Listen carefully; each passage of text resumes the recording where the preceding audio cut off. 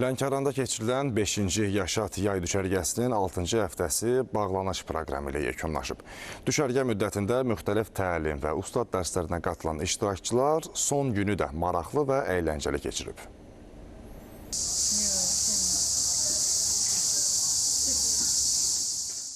Düşərgənin son günündə iştirakçılar əvvəlcə parkur zonasında öz bacarıqlarını sınayıblar. İlk dəfə bu attraksiyona qoşulan uşaqlar həm həyəcan, həm də sevinç hisslərini bölüşüblər. Biz bugün çox həyəcanlıyıq, çünki həm son gün həyəcanı, həm də parkurun həyəcanıdır. Çünki hamımız bugün ilk dəfə minirik. Mən bu parkura minirəm, çünki həm həyəcanlıyam, həm ilk səfərimdir, həm də bura son günümdür, çox həvəsliyəm. Parkurdan sonra proqram Abadın təşkil etdiyi floristika üzrə ustad dərsləri ilə davam edib. Uşaqlar burada gül kompozisiyaları hazırlayaraq yaradıcılıq bacarıqlarını nümayiş etdiriblər. Bu günləri floristika üzrə biz kompozisiya yığacağıq və onlar bu əl işlərini özləri əllə düzəldəcəklər və öz analarına, yaxud dostlarına, rəfiqələrinə hədiyyə eləyə biləcəklər. Proqram 6-cı həftənin bağlanış mərasimi ilə davam edib. Düşərgə yalnız istirahət deyil, həm də uşaqların dünya görüşünün inkişafına xidmət edən zəngin proqram ilə seçilir.